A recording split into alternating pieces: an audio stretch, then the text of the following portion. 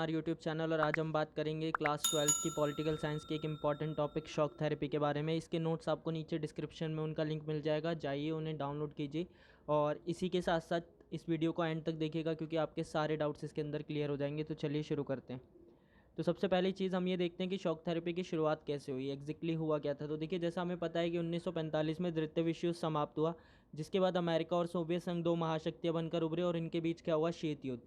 तो इसी दौरान क्या हुआ कि शीत युद्ध में होड़ करने के कारण सोवियत संघ की व्यवस्था धीरे धीरे बिखरने लगी और 1991 में उसका पूरी तरीके से क्या हो गया, विघटन हो गया। इन्हीं सब चीज़ों को देखते हुए अब विश्व के अंदर जो नए देश बने, यानी सोवियत संघ के विघटन के बाद जो 15 नए देश बने, उनकी व्यवस्था को अब संभालना था। तो इसीलिए लाई गई क्या, शॉक थेरेपी। तो शॉक थेरेपी का आखिर मतलब क्या होता है? देखिए, शॉक थेरेपी का अर्थ होता है आघात पहुंचाकर उपचार करना, किसी को चोट पहुंचाकर उसका इलाज करना। तो आखिर इसकी ज़रूरत क्या पड़ी? देखिए, 1991 में जब सोवियत संघ का विघटन हुआ तो नए देश बने। अब उन देशों के अंदर पहले तो समाजवादी व्यवस्था थी, अब वहाँ पर क्या करनी थी, पूंजीवादी व्यवस्था स्थापित करनी थी। इसीलिए विश्व बैंक और अंतर्राष्ट्रीय मुद्रा कोष ने शॉक थेरेपी को बनाया। किसने बनाया था? विश्व बैंक और अंतर्राष्ट्रीय मुद्रा कोष ने। किसे बनाया था? शॉक थेरेपी को। क्यों बनाया था? ताकि सोवियत संघ के से जो नए देश आज़ाद हुए हैं उन्हें क्या किया जा सके, उनकी व्यवस्था को पूंजीवाद में बदला जा सके। तो समाजवादी व्यवस्था को पूंजीवादी व्यवस्था में बदलने के लिए शॉक थेरेपी को बनाया गया। अब इस व्यवस्था को हम बदलेंगे कैसे? तो समाजवादी व्यवस्था में क्या होता है कि सारी चीज़ें सरकार के हाथ में होती हैं। पूंजीवादी व्यवस्था में क्या होता है कि सारी चीज़ें एक सामान्य व्यक्ति के हाथ में होती हैं, यानी निजी क्षेत्र होता है। वहाँ पर सिर्फ गवर्नमेंट सेक्टर होता है और यहाँ पर गवर्नमेंट और प्राइवेट दोनों सेक्टर होते हैं। तो करना क्या था कि समाजवादी व्यवस्था से पूंजीवादी व्यवस्था बनाने के लिए सिर्फ गवर्नमेंट सेक्टर को प्राइवेट सेक्टर में बदलना था। अब ये कैसे बदला जाएगा? उनकी नीलामी कर कर, उन्हें बेचकर। तो शॉक थेरेपी क्या थी? शॉक थेरेपी गवर्नमेंट सेक्टर को प्राइवेट सेक्टर में बदलना ही था, यानी ये पूरी प्रोसेस थी, यही शॉक थेरेपी थी। आगे अगर हम देखें तो इसके उद्देश्य क्या थे?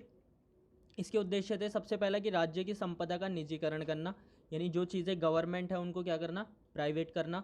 दूसरा क्या था कि मुक्त व्यापार को अपनाना। मुक्त व्यापार अपनाने का मतलब है कि उस क्षेत्र के अंदर मुक्त व्यापार, ताकि सब आपस में अच्छे से व्यापार कर सकें बिना किसी पाबंदी के। मुक्त व्यापार का मतलब होता है कि लाइसेंस वगैरह को हटा देना, टैक्सेस वगैरह को कम कर देना, ताकि व्यापार करना क्या हो, आसान हो। और इसके अलावा तीसरा क्या करना कि पश्चिमी देशों की अर्थव्यवस्था से जुड़ना। अब पूर्वी देशों को, यानी सोवियत संघ के देशों को पश्चिमी देशों यानी अमेरिका के साथी देशों से जोड़ने के प्रयास किए गए। तो ये थे शॉक थेरेपी के उद्देश्य। हुआ क्या? शॉक थेरेपी के परिणाम क्या हुए? शॉक थेरेपी को लागू किया गया और लागू करने के बाद देखिए क्या हुआ कि कंपनियों को बेचना शुरू कर दिया गया। अब इस दौरान क्या हुआ कि बड़ी बड़ी कंपनियों को बहुत ही सस्ते दामों में बेच दिया गया। इससे क्या हुआ कि पूरी तरह से शॉक थेरेपी क्या रही, असफल रही। ठीक है, रूस का औद्योगिक ढांचा पूरी तरीके से टूट गया, यानी वहाँ पर जो कंपनियाँ हुआ करती थी वो पूरी तरीके से बर्बाद हो गई। रूस की मुद्रा रूबल में गिरावट आई। जैसे भारत के अंदर रुपया होता है वैसे ही रूस के अंदर क्या होता है, रूबल होता है। तो उसकी मुद्रा में क्या आई, भारी गिरावट आई। इसी के साथ साथ समाज कल्याण की जो व्यवस्था थी कहाँ पर, रूस के अंदर, वो पूरी तरीके से बर्बाद हो गई। इसी के साथ साथ बड़ी बड़ी कंपनियों को उल्टे सीधे दामों पर सस्ते में बेच दिया गया। साथ ही साथ वहाँ पर आर्थिक विषमता बढ़ी। कहने का मतलब है कि अमीर और अमीर हो गया और गरीब हो गया। खाद्यान्न संकट आ गया देश के अंदर, क्योंकि पहले सरकार सुनिश्चित करती थी सोवियत संघ की, अब रूस के अंदर सब कुछ प्राइवेट हो गया, तो अब लोगों को खुद सुनिश्चित करना था। तो ऐसे में खाद्यान्न संकट पैदा हो गया लोगों के सामने। कालाबाजारी को बढ़ावा मिला इसी दौर के दौरान। और इसी के साथ साथ इसे इतिहास की सबसे बड़ी गराज सेल कहा गया। इंपॉर्टेंट पॉइंट है, आपको याद रखना है। इसे इतिहास की सबसे बड़ी गराज सेल इसीलिए कहा गया क्योंकि बड़ी बड़ी कंपनियों को बहुत ज़्यादा सस्ते दामों में लोगों को बेच दिया गया। अगर आगे हम देखें तो ऐसा हुआ क्यों, यानी शॉक थेरेपी फेल क्यों हो गई? तो ऐसा इसीलिए हुआ क्योंकि देखिए, इस सेल में भाग लेने के लिए सरकार ने क्या किया, सबको एक अधिकार पत्र दिया, यानी एक तरीके से इनविटेशन दिया कि आप आइए इस सेल में भाग लीजिए और कंपनियां खरीदिए। पर जिन सामान्य लोगों को ये अधिकार पत्र दिए गए उनके पास तो इतने पैसे ही नहीं थे कि वो इन कंपनियों को खरीद सके। तो और उनके लिए जो सबसे बड़ी समस्या थी वो थी पैसे का इकट्ठा करना, कहीं से जुगाड़ करना। तो उन्होंने इन अधिकार पत्रों को क्या किया, कालाबाजारियों को बेच दिया। और उन कालाबाजारियों ने इन अधिकार पत्रों के द्वारा उस ऑक्शन के अंदर, यानी उस नीलामी में भाग लिया और बड़ी बड़ी कंपनियों को बहुत ही सस्ते दामों पर खरीद लिया। तो इस तरीके से जो शॉक थेरेपी थी वो पूरी तरीके से विध्वंसकारी रही। किसके लिए? समाजवादी देशों के लिए। सोचा तो ऐसा गया था कि पूंजीवाद में बदलकर उनको फ़ायदा होगा, बट ऐसा नहीं हुआ।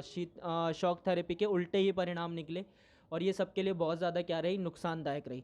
तो आई होप कि आपको सारी चीज़ें क्लियर हो गई होंगी। इसके नोट्स आपको नीचे डिस्क्रिप्शन में उनका लिंक मिल जाएगा, जाइए उन्हें पढ़िए और डाउनलोड कीजिए। इसी के साथ साथ हमारे टेलीग्राम ग्रुप को ज्वाइन करिए और अलग अलग हैंडल्स पर हमें फॉलो कीजिए ताकि इसी तरीके की और वीडियोस आपको मिलती रहे। चैनल को सब्सक्राइब कीजिए, वीडियो को लाइक कीजिए और ज़्यादा से ज़्यादा शेयर कीजिए।